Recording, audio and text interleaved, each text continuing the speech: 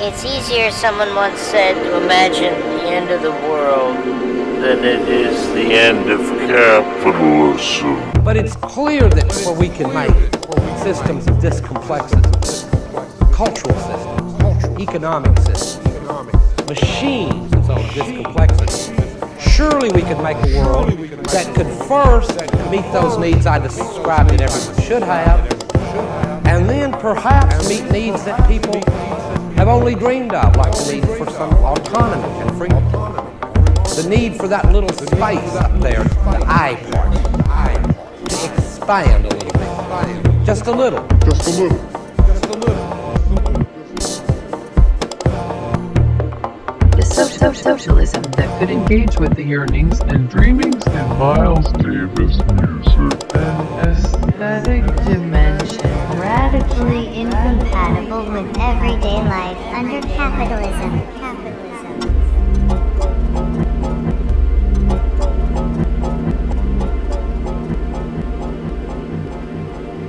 Welcome to another edition of the Acid Left podcast. I'm Mike Watson, here as usual with my co-host, poet, artist and dank memester Adam Ray Atkins, and two guests, David Blacker, Professor of the Philosophy of Education and Legal Studies at the University of Delaware and author of What's Left of the World, which came out last year from Zero Books, and YouTuber BigBreadBrainz, who is a cultural theorist, multimedia artist and writer. So let's start with possibly my favourite part of the whole election and aftermath so far, and that's Rudy Giuliani telling everybody in front of a landscape gardening centre in Pennsylvania not to be ridiculous. Okay, so this is possibly the most ridiculous moment in recent political history. The Republicans clearly accidentally booking the Four Seasons landscaping company car park for a speech rather than the Four Seasons, I guess luxurious and much more prestigious Four Seasons hotel, and Giuliani then having to kind of turn the tables and point out or tell the present journalists that they were in fact the ridiculous ones. Let's just hear that. This will be a very, very strong case. And I know you won't accept it because of your hateful biases, but let's see if you can try thinking rationally. The poll? Because they don't decide the election. The call for Joe Biden is it? Who was it called by? Oh my goodness, all the networks. Wow. All the networks. We have to forget about the law. Judges don't count. All the networks thought Biden was going to win by 10%. Gee, what happened? Come on, don't be ridiculous. Networks don't get to decide elections. Courts do. So we have three genuine US citizens here. And I want to ask a first question.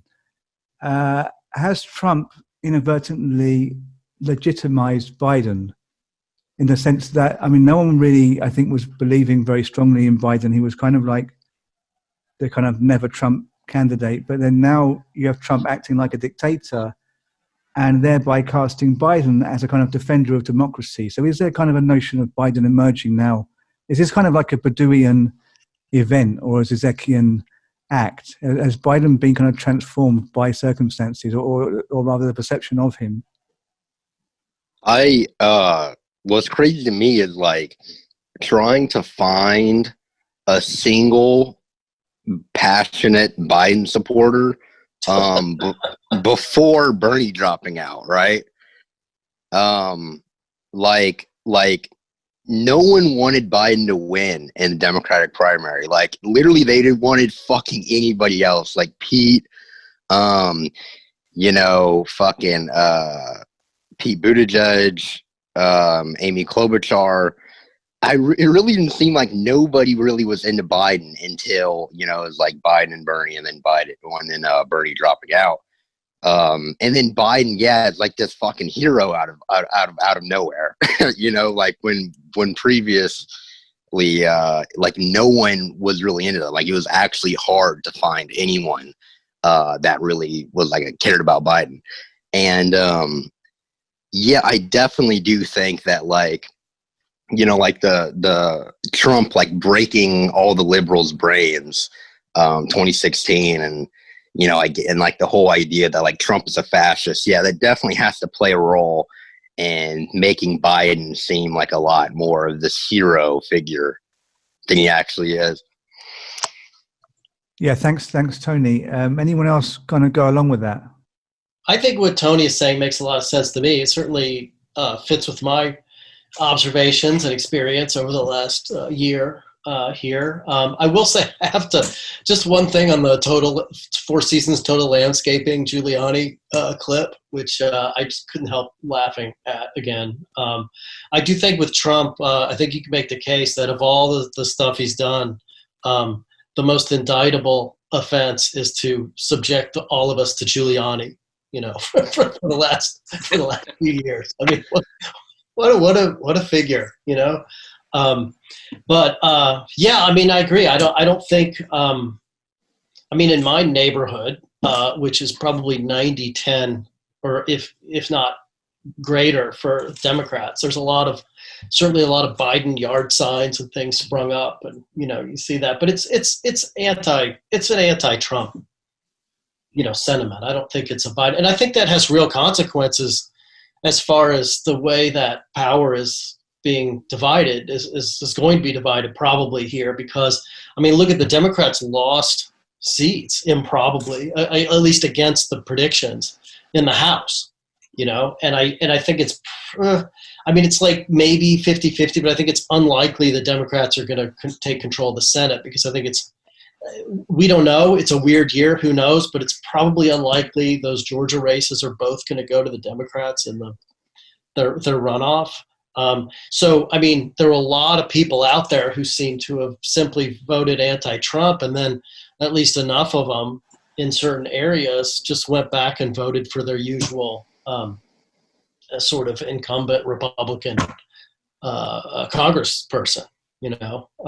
So we have that kind of enough of that split ballot sort of voting to where it looks like, you know, Biden's not going to have, like you said in the intro, Mike, Biden's probably not going to have Congress. Yeah, yeah. Thanks for that. I'm just thinking. I mean, what I'm really seeing at the moment, but this is like in kind of a tiny part of the online left, is a lot of, as I kind of alluded to in the intro, is a lot of kind of socialist to communist leftists bashing people who voted for Biden. Is this something happening like outside this small portion of the left internet? I mean, is it something happening, playing out in conversations you have with people in daily life? Oh yeah. Yeah.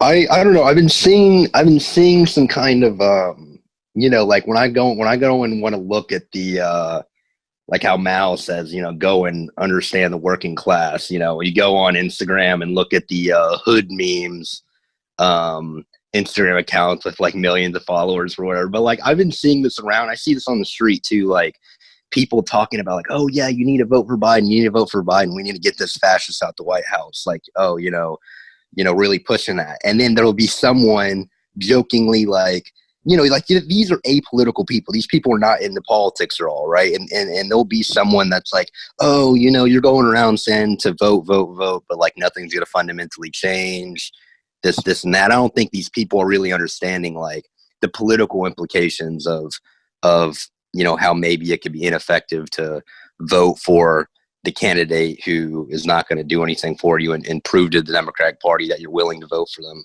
I don't think they're like understanding it like that. If I could just add to that, it's not like they're even hiding it. Biden actually said, I think it was during one of the debates, wasn't it, where he actually said nothing's going to fundamentally change. Oh yeah, exactly. You know, exactly. And they even like his correct slogan. him as like, oh, was that a gaffe? And he was like, no, that's I meant what I said. You know. Yeah, so I've been kind of seeing that in the kind of, you know, regular people kind of vibe, right? You know, like it's not just a small little leftist bubble of people that are saying this, right? If that's what you're kind of, I mean, or that's what I think. I've been kind of seeing that in kind of popular culture, you know, people being fucking fed up with this democratic, you know, liberal bullshit. So I've seen definitely almost, I haven't run across anyone that seems so happy about Biden himself, but people very happy about Trump's defeat. And I have surprisingly seen people excited for Kamala Harris, which, you know, in the primaries, it seemed like very few people were excited for her. But now that she ate shit in the primaries. Right. But now so many people, you know, that I work with are very happy about her, and like people that I run into in coffee shops or like friends from, you know, high school or whatever, people that are barely political or maybe slightly apolitical, you know, they do seem very excited about that. And I think that, yeah, Mike, you're kind of right that the way Trump is behaving, so like the questioning of the legitimacy of the vote has really somewhat energized some people, like the liberals, energized them to the possibility of a good Biden, even though they didn't like him or still don't really care for him. You know, their hatred of Trump is being renewed constantly by the stuff that he's continuing to say, while the Democrats are saying, all right, we understand now, we need to, you know, like move more center, we have to step away from the leftist portion of our party, you know. Like they've come out and said that, even though the numbers don't seem to hold that up at all, because all of the more progressive of the Democrat candidates were the ones that won more easily, you know, and those seats that were lost, that were the more centrist candidates in the party. Yeah, I just wanted to say that, I mean, what I've been seeing, I say it's a very small portion of the left net, because it's certainly not representative of all of America from my perspective, because I don't know that many Americans. Most Americans I know are in that kind of you know, kind of left tube, left memeing community. But it's just this kind of thing that keeps coming back, like, you know, a lot of memes saying that, they're kind of making fun, but what they're basically saying is like, hey, don't you know that this guy's a neoliberal? It's basically all capitalism. Was that ever a question that anyone? Well, that's what I'm saying. Was it ever a question? But it's like Adam will testify, and Tony. I mean, the left internet is full of people pointing out that Biden is a neoliberal and saying it as a way of berating many leftists who would have voted for him. For sure.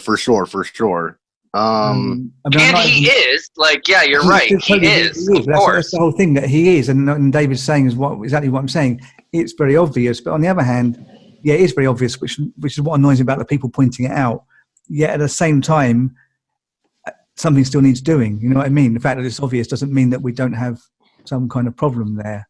And here's a question: is would Bernie have won? I know you're saying that the left senators increased their votes, but does that mean Bernie would have won? It doesn't necessarily mean that, no, because I mean, you had Biden winning whilst you have left senators increasing their votes, so it doesn't necessarily, you know, it suggests that what happens on a national scale isn't the same as what happens in the Senate vote.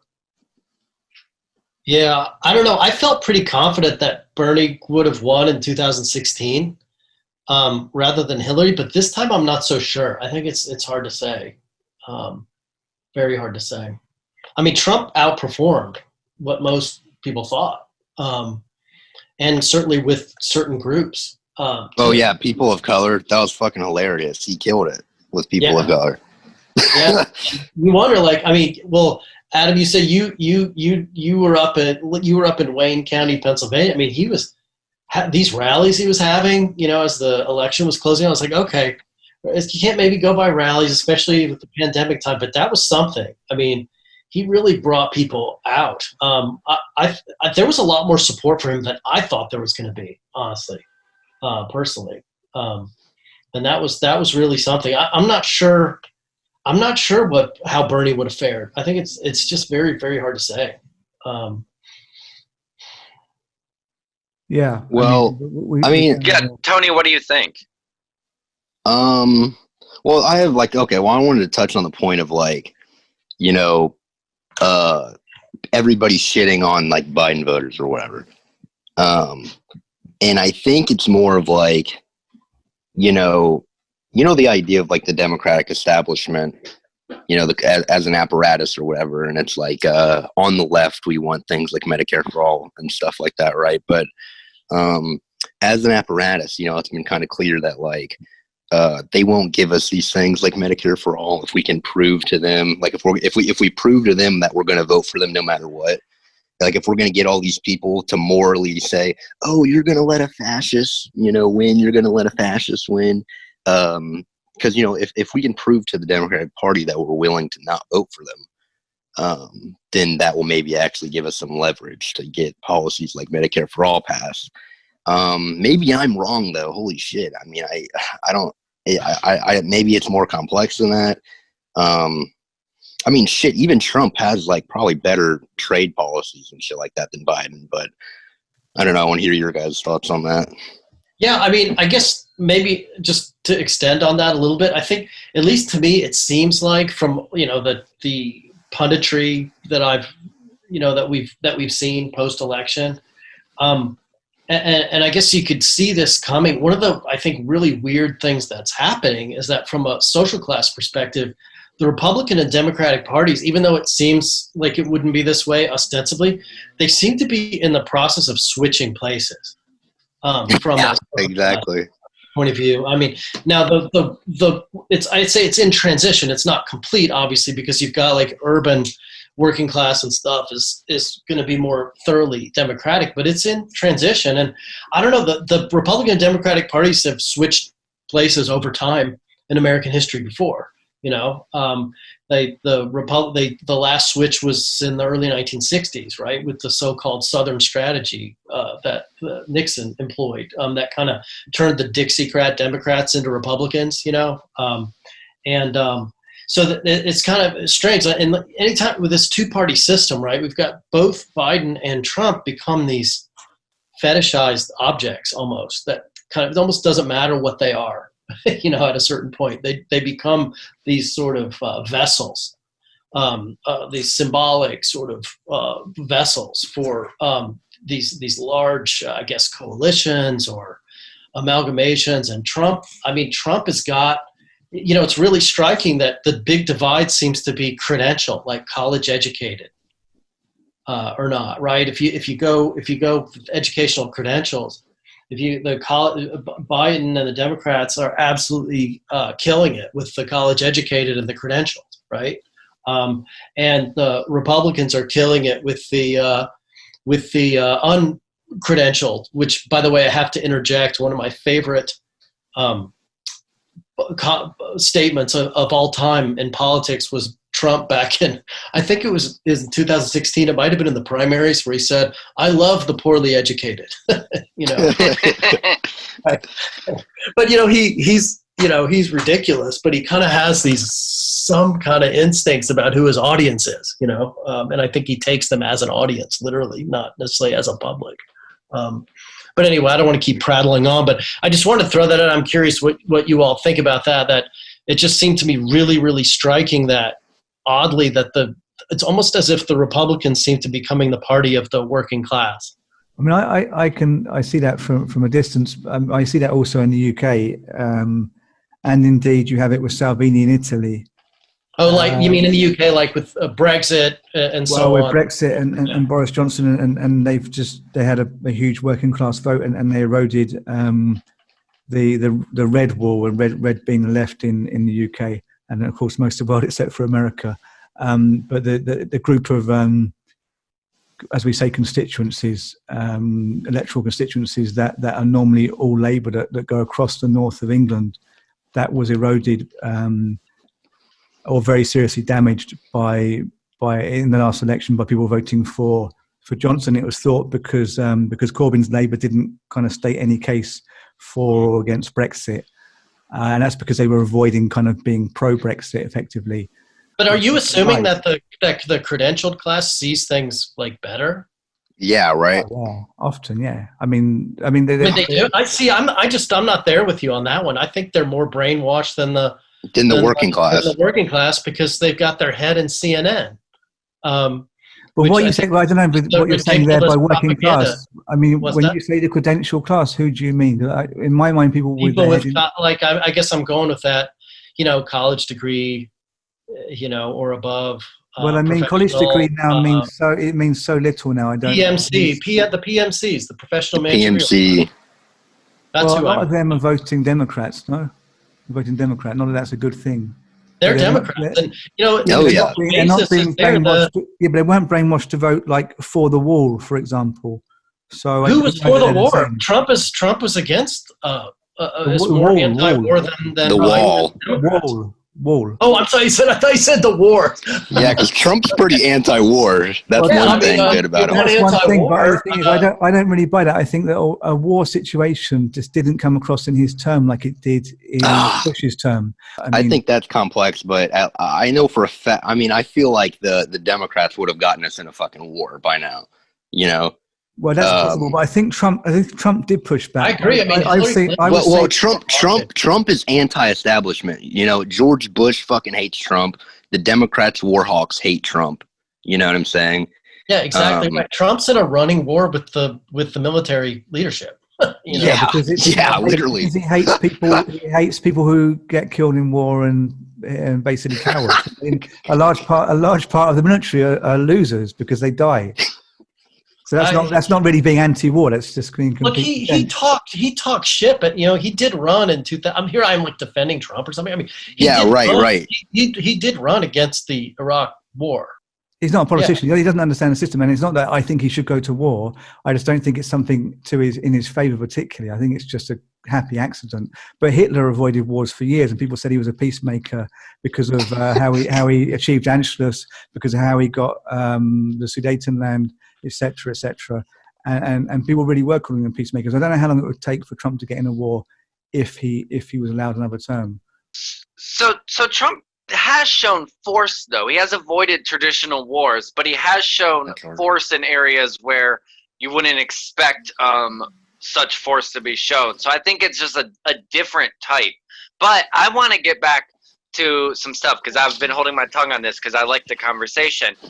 I think it's really hard to answer if Bernie would have won. I kind of lean towards he could have if the Democratic Party could have actually been behind him and not tried to sabotage him, which is a big if, of course, because we saw how they sabotaged him during the primaries. That's a good point. Yeah.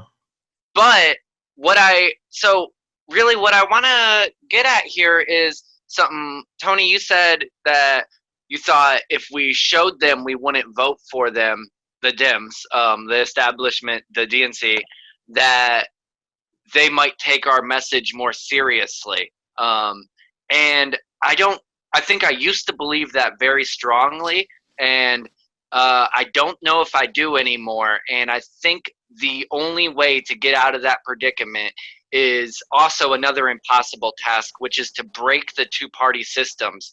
And I think right now we're at a moment where people, even like the Republicans, are so upset about the way that the electoral process works, and the Democratic voters have been upset like this for a long time, and I do mean the working class ones, that you could actually push for some kind of major electoral reform in the U.S. That could operate and appeal, to more people than a partisan push. And we might be able to break up the two-party system that way by instituting things right off the top of my head, the things are like a ranked election, like instant runoff voting and automatic voter registration and the end of the electoral college. And then standardizing the voting process across the states, which is a big thing that, the Republicans are really confused about right now. They seem so confused about how, well, why is this state like this? Why is this state like this? We need to bring it all together. And we do need to bring it all together. And you can like actually get people behind that in a way that could break that two-party system. Because I don't think they're going to listen to anyone with farther ideas and are acceptable to them, as long as there's two parties, you know, because I think it takes a lot of votes to get a third party anywhere near feasible. I think we see a very similar thing in the UK, which has a two-party system. I agree with Adam. I agree with Adam that there could be a sort of cross-party constituency for some structural reforms, although I think it's just vanishingly unlikely, unfortunately. I mean, we just elected a centrist institutionalist, you know, and this election is pretty widely seen as almost just like a victory for centrism, right? I mean, everybody in the center, you know, I know there were some progressive victories in sort of safe areas, but you know, Biden has pretty much said he's not going to do anything out of the lines structurally. I mean, there's nothing in his past or his 47 years in Congress or in as vice president. There's nothing in his political past that would suggest he would try for anything like that. He's not going to, despite the coyness for even about stuff like packing the Supreme Court, he's not going to do that. You're not going to attempt to do that.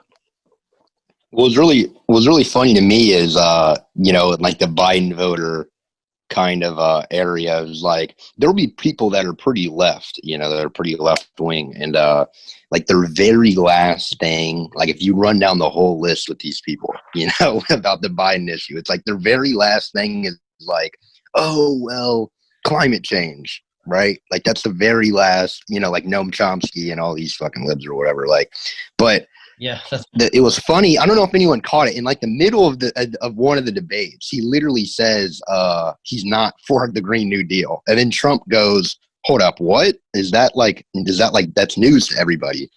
Like that's a big deal because it says that on your website that you're for the Green New Deal." And then on the stage, Joe Biden literally said, he was like, "What? I'm not for the Green New Deal." I don't know if anyone caught that. It really didn't get a lot of and coverage. there was a parallel thing with fracking and anti-fracking that was kind of news in Pennsylvania too, especially. Yeah, and Trump said, "Oh, you just lost the left. You just lost the left." Exactly, yeah. But you know what? That's the thing, though. They didn't care. They didn't care. They don't care about the left. They knew that the left was going to vote for them anyway. This is the thing. Is like.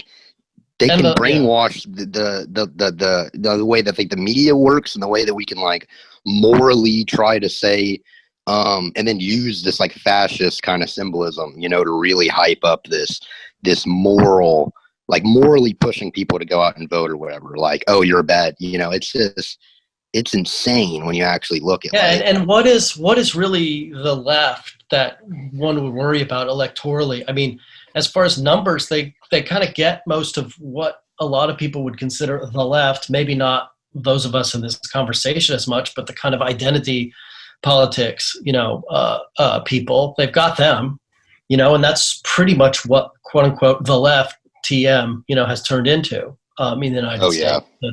You know, the kind of, I don't know, socioeconomic left is pretty much an insignificant sliver of people. You know, Mike alluded to a few of them on Twitter, and like a few of us on Twitter, I should say.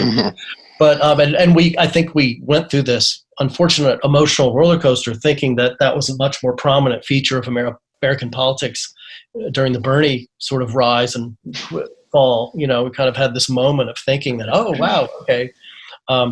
But no, it seems like it's just vanishingly small. I just want to get the establishment liberals are very happy with the id Paul sort of the woke left. You know, it sits very well with corporate America. We can just come in. Yeah. I just want to like try and get this onto a some kind of, if not a solution, then something going towards that. And David, in your last book, What's Left of the World, you kind of say what you just said, that there is a kind of the left has become basically identitarian. There isn't any more a materialist workers left. And you say this is because there are no longer kind of stable career identities or job identities. So how do you get around that in the book? What do you end up proposing? Well, I don't have like any proposals for electoral politics for that. Sure, but I mean, electoral politics. I don't think it's solvable. Sure, but David, I mean, electoral politics aren't going to work. We're just going to have to do something that is going to work. I think it's something much more akin to a moral, religious revival of some kind than it is electoral politics. But that's putting things in a very tight, unsatisfactory nutshell. Well, yeah, kind of. But I mean, I'm saying that your thinking is unsatisfactory, or that it fits in a nutshell. Well, I would be the first to admit that my thinking is unsatisfactory. Okay. Well, that's thank you. But on a wider level, I'm not really pointing the finger at you. It's just saying that our collective thinking is unsatisfactory, and you just happen to be part of that. So, I mean... Well, yeah, I mean, that's at least that book, that's my premise of operation from that book. With that book. But I think a lot of us have got to like, nothing's working, but then what flows on from that? I mean, some of us might feel we can just kind of sit it out till we go, so to speak. But there are younger people out there who might want to like try and change things. I mean, is there any hope out there? You talk about left candidates winning, but you say that's mostly in safe Senate seats and in the other house. But I mean, we have this AOC, which I know, Tony, you're not convinced by her at all, Alessandria Ocasio-Cortez. Yeah. I mean, is there anyone in the party? I'm not convinced by her either, by the way. Okay, so just explain that, both of you, because I mean, a lot of people do really like AOC. And she's beautiful. What's the problem with her? What don't you like about her? Let's just say that. Well, I guess the main thing is like, the idea of like critique the people closest to you in politics, right? But I guess it's more of just like, like the Green New Deal has a lot of sketchy things, and it's more of like how these people like play these kind of like symbolic roles, and also her like riding with Biden, being pro-Biden. I don't know. It's just like she kind of came in being like, oh, I'm anti the Democratic establishment. I'm like, same thing with Bernie. And then look what these people did. Look what these people did to us. How they turned their back on us. And just, I don't know. With Bernie, it was especially sad. It felt like he just let these people slap him around. Well, yeah, she did nominate Bernie at the Congress, Democratic Congress, which was only symbolic at that point, but she didn't have to do that. And it did leave her open to criticism. And then she's just really slated by that. I mean, criticized the Dems in the New York Times the other day, just after the election. And she really was very, very strong in her condemnation of the Democratic establishment. So I don't think it's entirely She's like fair. pro Nancy Nancy Pelosi and. Yeah, I mean, I wonder, like, what does one do in that position, though? I mean, once you're kind of in the system, I mean, these people have some kind of symbolic value in terms of speaking up for a position that's further left than the main party. Do you not see any value in that? Oh, of course. Well, okay, so like, yeah, obviously, like AOC. I guess the idea is like how these people come into the the kind of game or whatever, and like she was like supposed to be this socialist progressive, and then I guess the whole thing is like you get everybody hyped up that this is some real socialist lady, and then she ends up not being. It's way more disappointing. I think she's not being. She's not being because the country isn't socialist. I mean, she can't be socialist. The most she can be socialist is by saying... Well, working class, pro-working class. The country's pro-working class. I mean, you can't get past that. We don't have to call it socialist or whatever. But I think that's why Bernie almost fucking won, or why he was going to win against Biden in the primary, was because he even Bernie was too lib for me in the 2020. I think that's why he ultimately lost. I think if he was more pro working class like he was in 2016, I think he'd had a better chance. I mean, all these people are too lib for all of us, but they're Bernie's as far left as one can be. I think that he ran two different campaigns, 2016 and 2020. In 2020, it definitely seemed like he was way more identity politics and way more liberal and way more attached to the Democratic establishment. I mean, I don't know. I'm seeing that as just a tactic to get elected, so that you have a. Well, I think that was a bad tactic in the end. You know what I mean? I think that was a bad tactic. I guess for me, I'm right at this point. If you ask for like, okay, is there anything to be hopeful about? And you all might be horrified by what I'm about to say, but I guess I'm a little more interested in populists that are kind of rejecting a lot of the kind of Democratic, Republican, left, right sort of divide. And so, for example, I think even within the Republicans, there's kind of a battle between the kind of establishment institutionalist types that might be represented in the next, like if you imagine like post-Trump Republicans, someone like Nikki Haley, or someone like that would kind of represent like the Bush wing, the kind of establishment, traditional Republicans. But then there's also people like Josh Hawley, who's a senator from Missouri, who I think he's super religious. He's very culturally sort of right wing in terms of his religiosity and stuff. Like if you look on his Twitter feed, he's always starting the day with like a Bible quote, in the morning and stuff. But he's, I think, much more authentically populist than a lot of the sort of celebrity Democrats are, as far as what he makes central to his political rhetoric are the forces that are disintegrating communities. He speaks out against Wall Street, Silicon Valley, the opioid epidemic in the middle of the country, these sorts of things. And I don't know. I think there's, to me, I think that's maybe more interesting than the kind of AOC squad sort of celebrity coming out of already very heavily Democratic areas. I'm kind of interested in what I think would be the most interesting, truly threatening thing to establishment power is if we could actually have some kind of some sort of populist cross-party alliance. And there's been bubblings of this in recent American history. So, for example, in 2008, that bailout, remember when they did the bailout? It was before Obama came in, but there was a left-right coalition of the far left and the far right in the U.S. Congress that actually defeated the bailout of the banks on the first go-round. But then after some heavy arm twisting, they barely got it through after that. But so I think structurally there's something interesting that's possible along those lines that maybe would take some people by surprise, but I kind of have my eye on.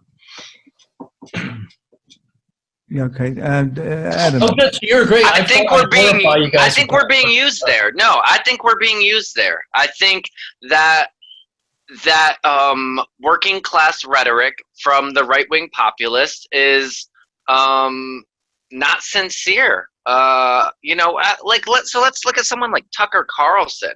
Sure, you could say he's right-wing populist and he talks about the working class and stuff, but the more if you're looking at it beyond a surface level, it's not all of the working class. It's a specific portion, and it's tied in with a white identitarianism. Okay.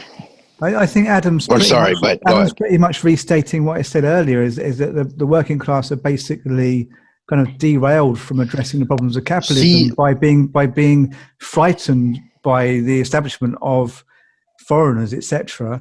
And this isn't really a viable working class movement. To say Trump appeals to the working class, he doesn't really appeal to them. He terrifies them, and then they go to him because he's just terrified them. So I don't think this is like an appeal to the working class that we should emulate. They speak to the working class in a small section, and they do address some problems, but I just feel like they're superficial. I mean, the thing is with me is, okay, what is the deal with working class people being simultaneous, or being like meaning the same thing as white people. You know, like there's not Right. black working class people. You know, I think even Mexican working class people are like not anti-immigration, but like anti-open borders. I guess, Yeah. Mike, It's I hard to guess I say, don't go with you. you know. Maybe it sounds like maybe Tony and I are agreeing a little bit here. I mean, I just can't go with you on this assumption that like, oh, they're pretty much racist. That's why they're populist, or that's why they voted for Yeah. Trump. I don't think that group is as racist as I don't think Trump is pushing a racist line like that unless he thinks he's getting votes and unless he thinks it's crucial to the marginal states. Because I don't think Trump needs to be racist. He has a foreign wife and he has worked with so many non-white and foreign people in America and not just abroad, that I think he's pushing that line because there's evidence that can get him votes. And that is getting votes. That is getting a certain portion of the white working class. And it's not to say that all the working class are white and all the working class are racist, but that is a group that can tip elections, which is why they're cynically doing it. Do you see the difference? I get there. So there's like it's confusing because you can have a working class like Mexican person, you know, and you know, I guess like the thing with open borders, you know, if they're already here, you know, that could fuck up their material reality, you know what I'm saying, because of the economy and unions and shit like that. But I guess the idea is like, you know, and this is a huge thing in like probably, I mean, like the UK from what I hear too is like, you know, there's this conflict with like, yes, working class people and open borders, you know, and like the idea that this has to be that these people are racist and not just acting in their material interests. And I get my whole thing with the borders, with the immigration thing is like, you know, if like these like global superpowers nations weren't like fucking up other countries and bombing other countries, then maybe we wouldn't have an immigration problem. But the liberal kind of dynamic is like, no, we need to bomb these countries and force them to come to our country and you know, like lower you know, the price of labor and shit, you know, and of course that's better for the ruling elites. You know, I don't know if it's ever been put literally as let's bomb these countries so that people come to our country to work for us. But yeah, they do. Well, they don't need to come here too. It's just there's a global labor arbitrage of outsourcing, and people understand that competition, that they're competing with, you know, East Asia to the bottom. But I get your points that the working class are not all racist. But your idea that they are actually materialists, they're voting for their material interests, doesn't really hold up because they're not at all voting for their material interests in voting for a kind of, you know, a capitalist basically, but a right-aligning capitalist. They would be voting. Yeah, but if it's Biden, they would be voting for their interest if they were. Yeah, well, how did the? Well, it's always Biden, but where is the sizable amount of the working class saying what we need is to end capitalism in our material interest? They're not voting for the material interest because they're not educated to know what the material interest is. I don't think. I think they're educated enough to maybe see that Trump is probably a little better in their material interest. I think people can be educated enough to fucking see that. You know, I agree with that. I think I don't know, Mike. You're like, it's like this where you're really wanting, like, I don't know, where is it? Is the working class? They're just dumb. They don't understand. No, I'm saying I'm the working class one here, David. David, where yeah. I mean, David, hang on. How does the Democratic Party? No, but you've got to let me answer that because I actually am from a working class background, whereas you're not. Yeah, but what you just said applies to the other classes too, doesn't it? It does apply to other classes as well. Yeah, there are very few people who really know what capitalism is, but we're talking about the working class. But you want to talk about the middle class, we can also say the middle class also aren't really going with their interests. But I don't think we can say the working class are voting with their interest in voting for Trump. I think that's, I mean, how do we get to that from Trump and Biden are equally as bad because they're all neoliberals? It's Trump is in the interest of the working class. I think, you know, there's a risk here that what we're actually saying with a chance to say something is that Trump is good for the working class or the working class are voting, for a positive thing in voting for Trump. But I don't think that's really what you mean at all. I don't think that the working class are at all voting out of a position of strength or of really knowing what's happening. I don't think they have to be stupid for that to be the case, because I think the mechanism in the media that distorts people's reality is very, very advanced. So it's not a question of someone being stupid. I'm saying the media. You've got I know it's false. Working in false psychology. Yeah, but the media is pro-Biden. Techniques. The media is very centuries. obviously liberal. Most of it. Obviously, the media is liberal, but so I think that the media being liberal does not mean that the working class are able to vote in their interest in voting for Trump. I don't think that's in their interest. Well, look, let's say, okay, are you going to vote for Bernie or are you going to vote for Trump? Then let's say the working class votes for Trump. Okay, I can see how they're not voting for their interests. But if you have Biden versus Trump and the working class goes Biden, or Trump versus Hillary Clinton, and then they vote for Trump, well, I would say, yeah, that might be voting for their interests in a little bit. There probably is certain trade policies that Donald Trump has that's going to help the working class. But I think you have to look at the history of the working class. It's an isolated situation. The history of the working class voting for the right, which really goes back to Thatcher, at least in the UK. And I think this is kind of the advent of neoliberalism, which stole the working class vote. And I don't think you could say the working class were voting in their interest in voting for Thatcher. What happened with Thatcher is in privatising things, she offered people, for example, one very good example, very concrete example, is how Thatcher basically offered people to buy the public housing stock. So the council houses which are publicly owned, which are cheap for working class people. She said to people, do you want to continue having this public housing stock, which anyone can have for an affordable price, as a worker, or would you rather buy your own house? So this is basically Thatcherism as such. And in putting that choice to people said, I'd rather buy my own house. So a lot of the public housing stock got bought up by working class people who then thought they were voting or acting in their interest. And this is basically the same kind of logic they would apply when they voted for Thatcher. You can have your own thing. So we jettison the socialist ideal, and you can potentially have just more stuff on your own. You might do it's a bit like a lottery, but at least you might get all this stuff rather than having a reasonable kind of livable portion of stuff guaranteed to you and all of your co-workers. And then people, when they offered that, they go for I'll risk possibly getting rich rather than continuing having public housing stock or public services, etc. Now, is that the working class voting in the working class interest? It's not. It's a working class voting in an individualist interest. Yeah. So I think on that token that the working class voting conservative again and again since the late 70s, early 80s is not the working class voting in their interest. I think that's what we have today still. Do you see the distinction? Yeah. Well, in American politics, I'm not sure that the vast majority doesn't really have the option to vote in their material interests, right? I mean, how many people are voting in their material interests? Maybe like 10% of the PMC class or something like that are voting in their material interests. But I think it's important to understand, the psychological appeal. And I think it really is missing it to just say, oh, it's just the racism or something like that. I agree with you there.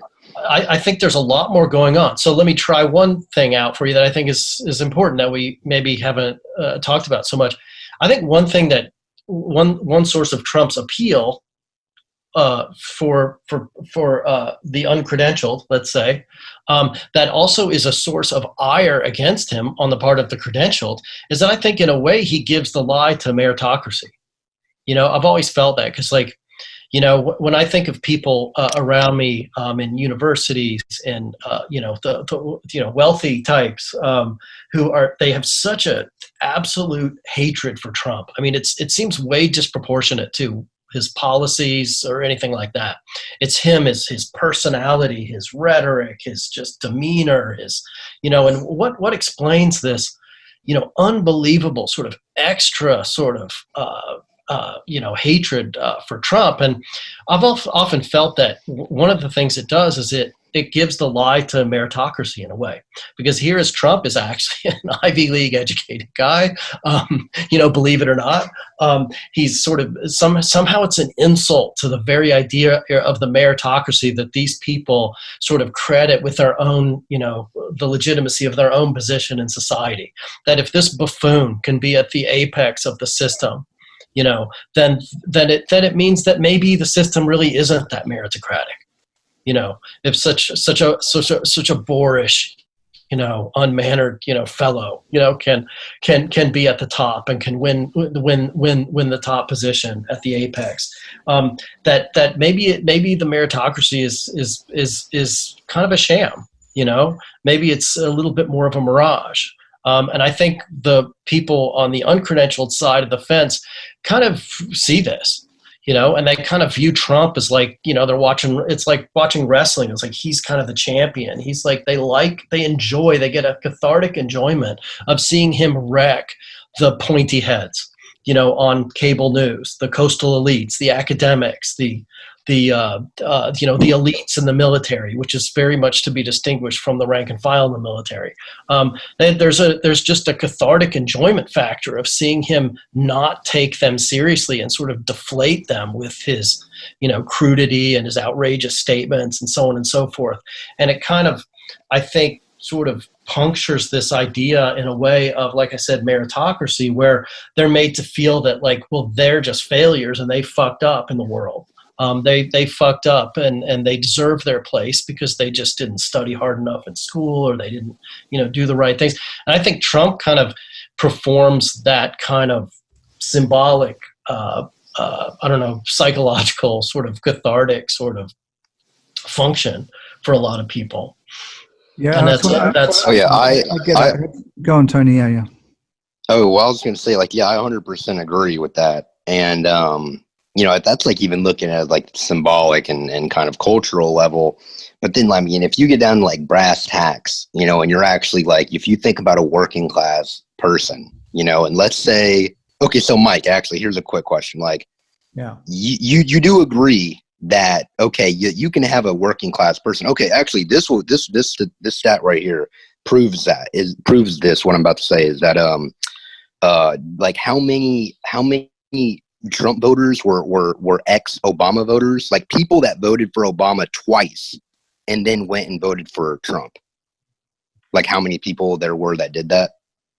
Yeah, this is so like a lot. I think there's plenty of Trump voters that are moderate, regular people that are not racist. But I think but I have to address this because this has gone on like for half the program, and I never said that all working class are racist. I said the worry is that Labour in the UK start reacting to the perception that a number of voters voted for Brexit, okay, and this was perceived to be a xenophobic vote, and that they think that we should now pander to this. But I didn't say all working class are racist. I just said that there is this perception, there is what we call blue Labour emerging or re-emerging, this idea of a blue Labour, a Tory Labour, a patriotic Labour that panders to patriotism and nationalism in the working classes. And as that's not what the Labour movement is really about, I'm just saying, should we pander to an idea which is manipulated by the media to gain votes for the right? So, then people become more xenophobic, then they vote on that basis. Then Labour say, we need to listen to the working class, i.e. be more xenophobic. And I'm saying, does that make any sense? Because it's not the working class being xenophobic, it's the right wing pushing them that way through manipulation. And they've had centuries of experience on how to kind of frighten the working classes, the poor, the peasants before that, through scapegoating people. So I never said, you're caricaturing. Okay, yeah, no, sorry. I didn't mean to say that I wasn't saying that you think all working class people are racist. I'm kind of still going by what you just said right there. But like think about, you have a working class person in America, and then like the open borders talk on the with the Democrats or whatever. I could easily see a person that's not horribly racist, not saying that you're saying they're all racist, but I can easily see a very moderate, regular person, maybe even someone who used to vote for Obama 2 times, you know what I'm saying, sit there and go, man, now that when I'm really looking at these people's policies, I really think Trump's in my material interests, things like trade, you know.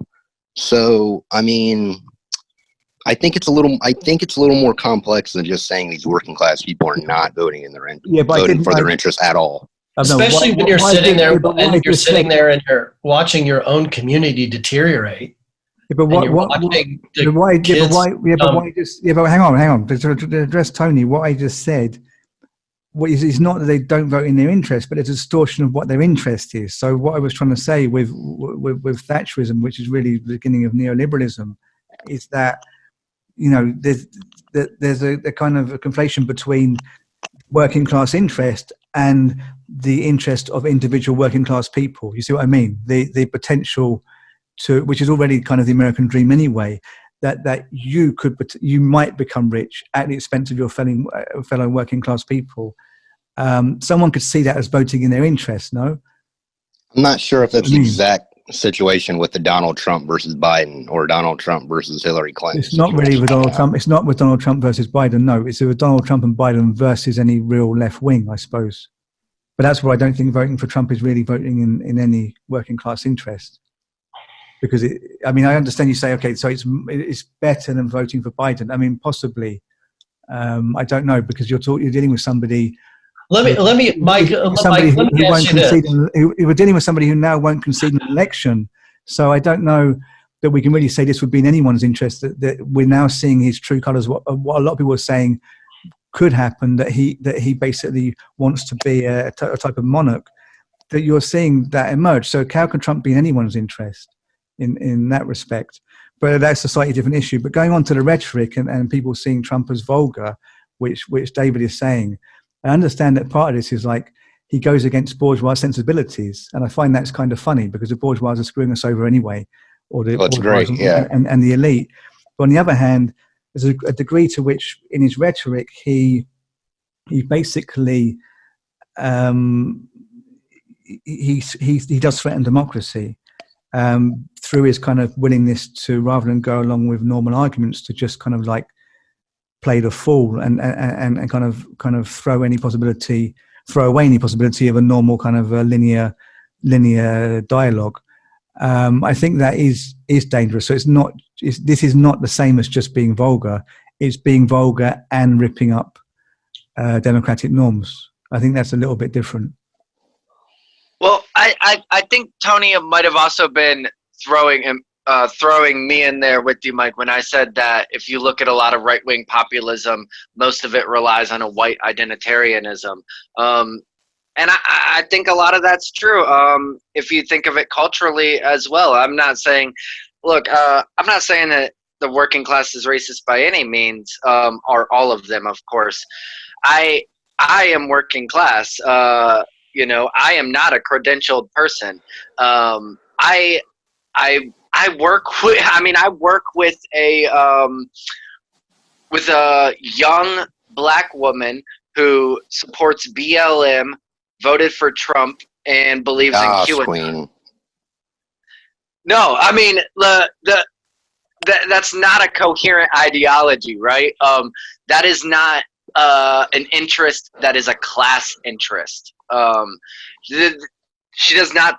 A lot of that time, that is not thinking of the working class as a class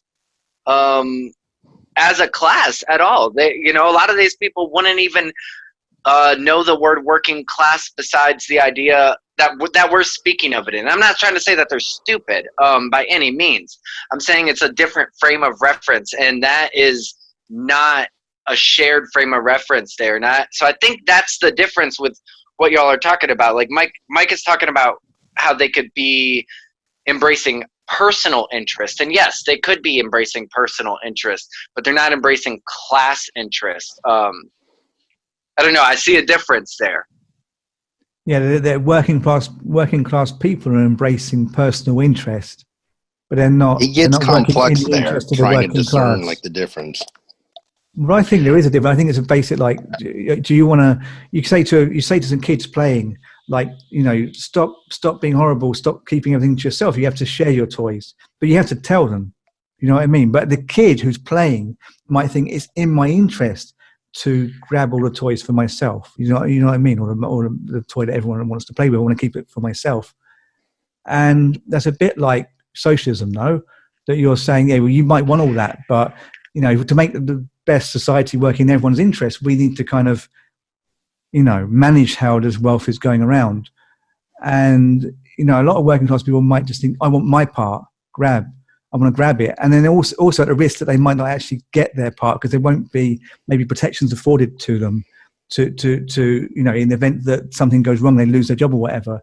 This idea of like, let's just have a free for all and all grab rather than sharing might actually be dangerous even to the individual who prefers that kind of that approach.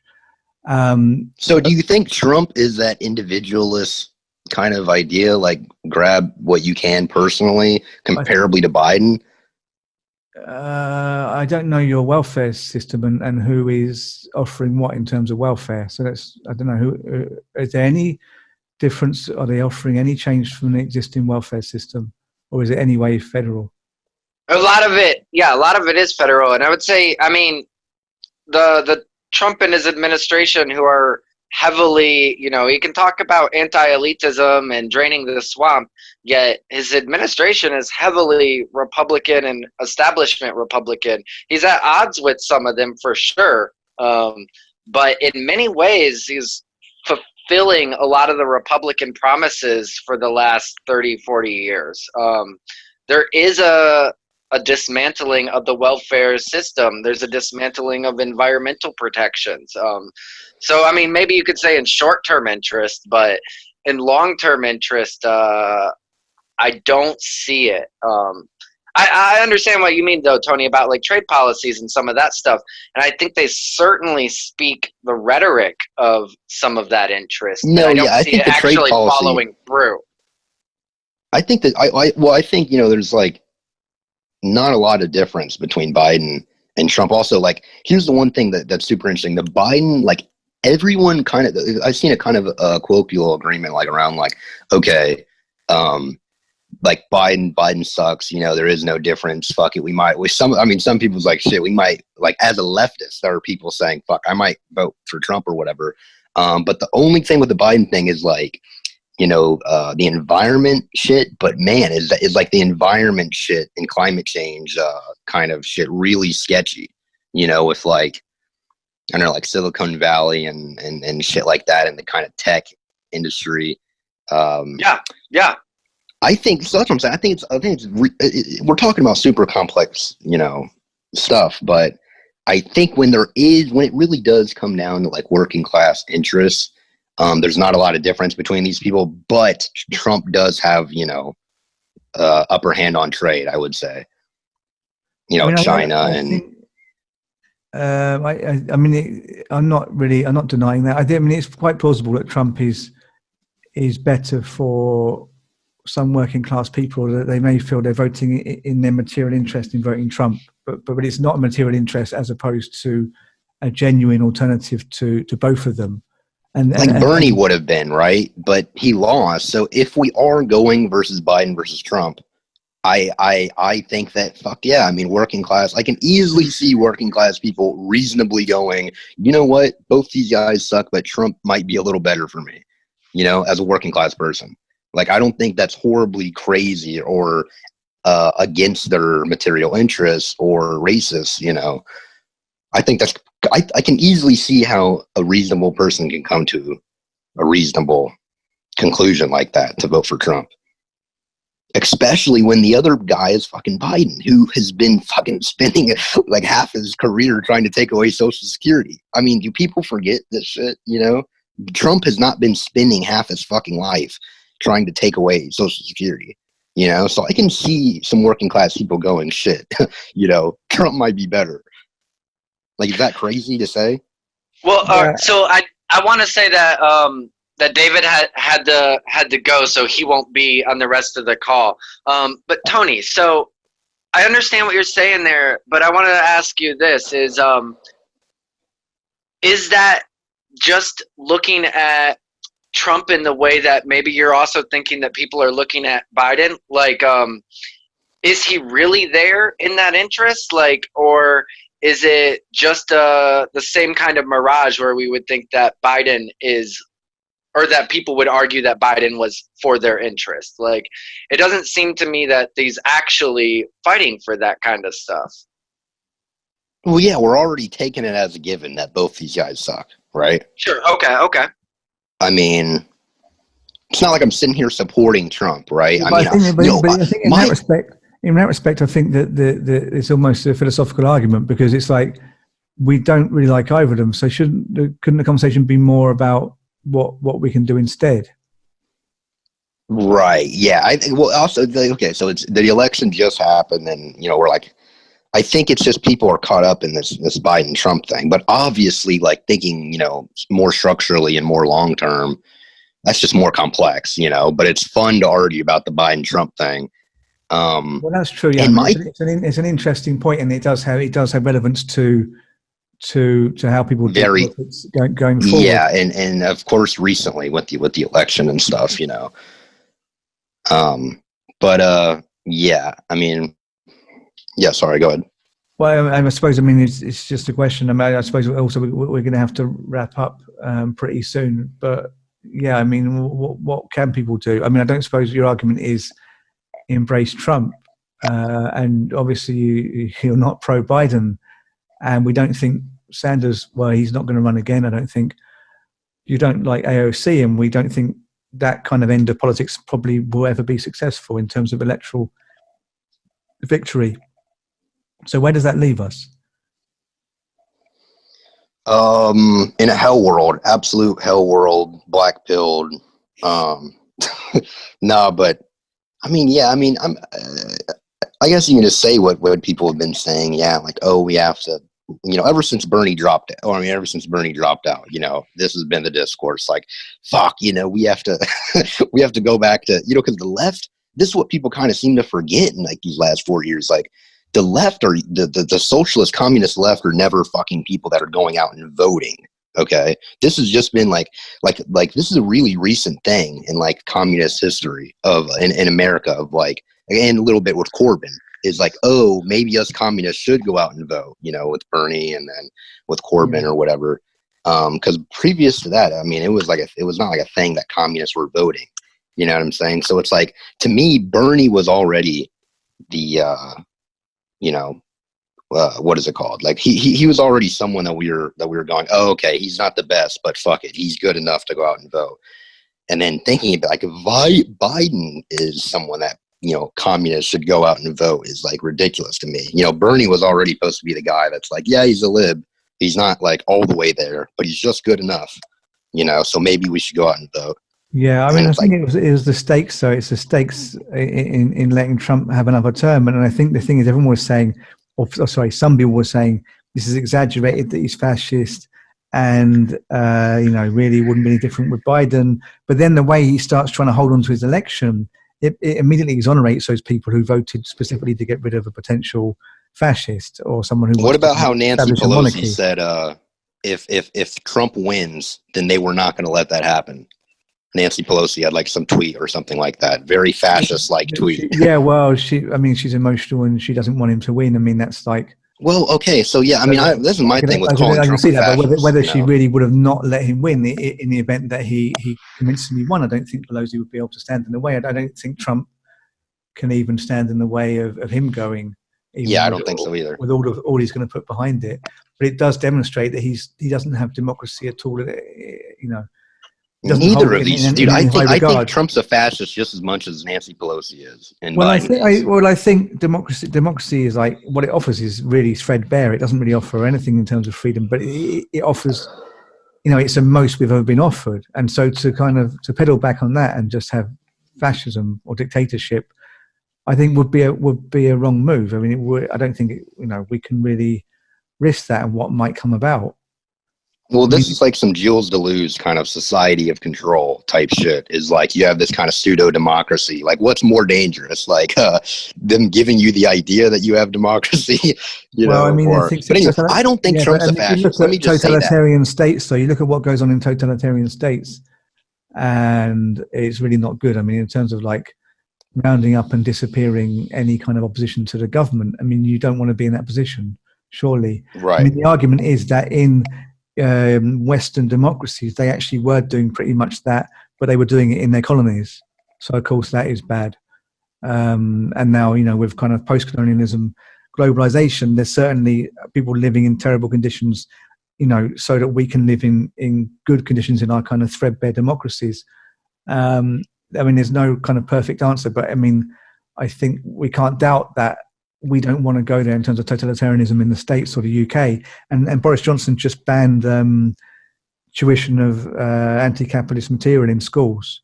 You can't teach anything with an anti-capitalist message. So I think the thing is the Pandora's box has been opened. I mean, this isn't going to go away.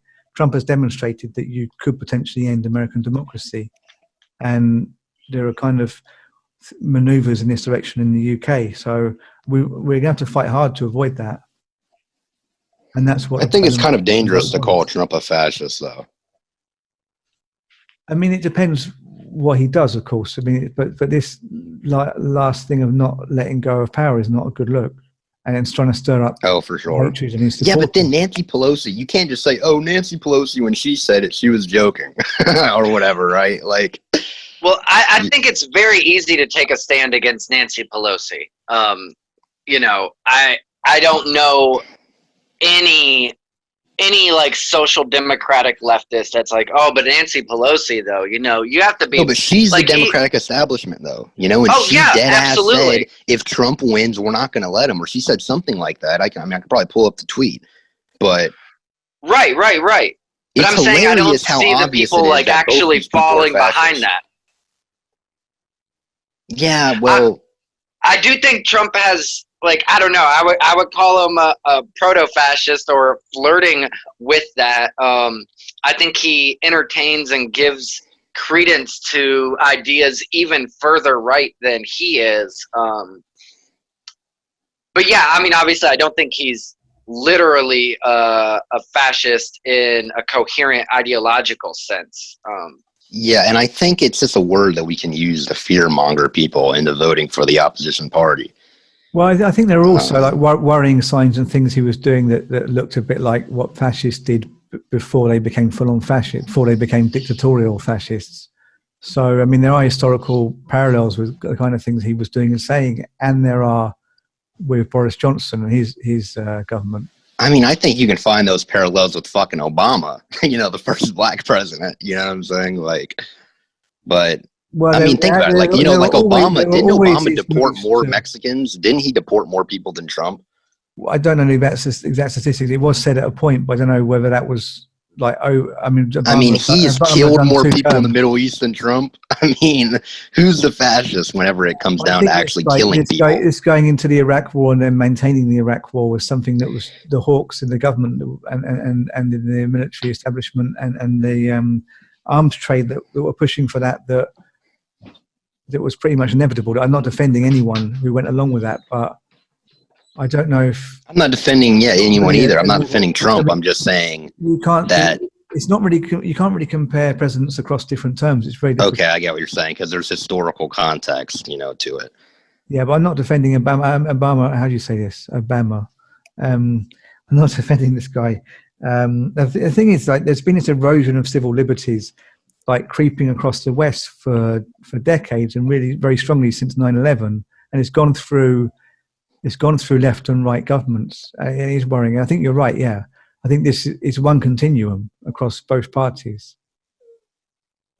That can't be doubted. Yeah. So Tony, can I push you and ask you again? Because David answered me and I understood, but I didn't like his answer. But can I push you on my wingnut idea of trying to actually split the party by massive electoral reform? Well, yeah. I mean, of course. I think that'd be a good idea.